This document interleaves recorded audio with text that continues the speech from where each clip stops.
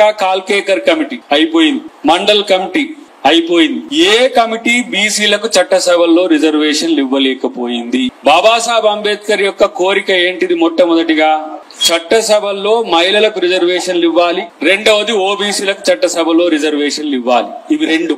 ఇక్కడ మెలిక ఒకటేంటుంది, ఎక్కడైనా ఓబీసీలకు చట్టసభల్లో గాని ఇతరత్ర రిజర్వేషన్లు రావాలంటే ఓబీసీల జనగణన లేదంటే కులగణన లేదంటే సెన్సెస్ కులాల వారిగా జరగాల్సిన సందర్భం ఉన్నది. మోడీ గారు నిజమైన ఓబీసీనే అయితే ఈ రోజు ఈ రాష్ట్రాలకు 42% ఇచ్చినాం. మీరు తమిళనాడు మాదిరిగా దీన్ని షెడ్యూల్డ్ 9 లో పెట్టే ఆస్కారము ఉన్న ఢిల్లీది పెట్టండి. నేను అంటున్నా, పొద్దుగా లేస్తే మా కిషన్ రెడ్డి గారు, బండి సంజయ్ గారు, ఇంకా చాలా మంది చెప్తా ఉంటారు మేమే బీసీల కొరకు పోరాడుతున్నామని. రేవంత్ రెడ్డి గారు అఖిలపక్షం ఢిల్లీకి ఈ బిల్ మీద తీసుకుపోతారు. మీరు సమయం తీసుకోండి. రేవంత్ రెడ్డి గారితో పాటు మంత్రివర్గంలో ఉండేటోళ్ళు వస్తారు, మా బీసీ నాయకులందరూ వస్తారు.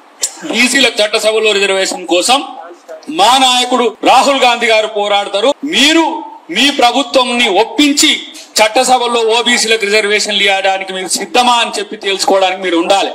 మాట్లాడితే మేము ఓబీసీని మేము ప్రధానమంత్రిని చేసినాం, ఓబీసీ కమిషన్ వేసినాం, ఇవన్నీ కూడా కమిషన్లు.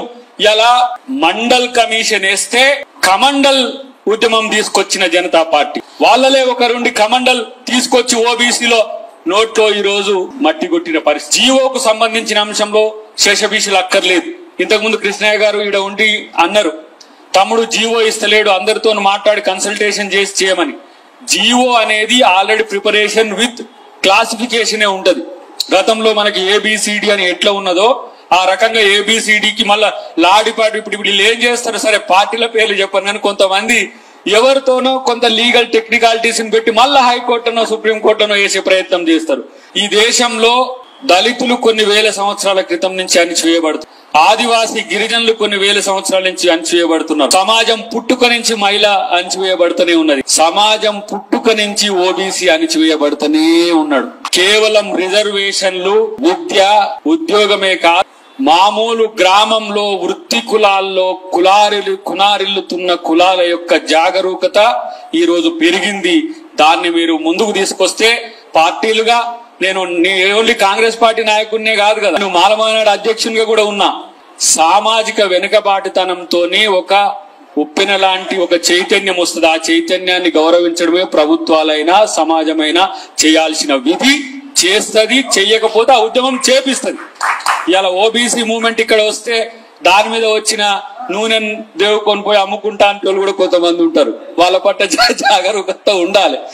కాబట్టి ఇలా నేను 2022లో మా మాణిక్యం ఠాగూర్ గారికి చెప్పిన, నేను సార్ చట్టసభల్లో మేము ఎస్సీలుగా నిలబడుతున్నప్పుడు ఒక ఎంపీ కాన్స్టిట్యున్సీ కింద ఒక 2 ఎస్సీ కాన్స్టిట్యున్సీలు ఉండి నేను ఓటు కొరకు పోయినప్పుడు నాకు ఓబీసీ నీకు ఎందుకు వేయాలని అడిగినప్పుడు నా దగ్గర సమాధానం లేదు. ఉదయపూర్ డిక్లరేషన్ మాదిరిగా ఏ విధంగా మనం రాయ్పూర్ లో దాన్ని ఇంప్లిమెంట్ చేయాలని నిర్ణయం తీసుకున్నమాట. ప్రతి ఎంపీ కింద 2 ఎమ్మెల్యేలు అని చెప్పి నేను లెటర్ పెట్టిన పరిస్థితి ఉన్నది.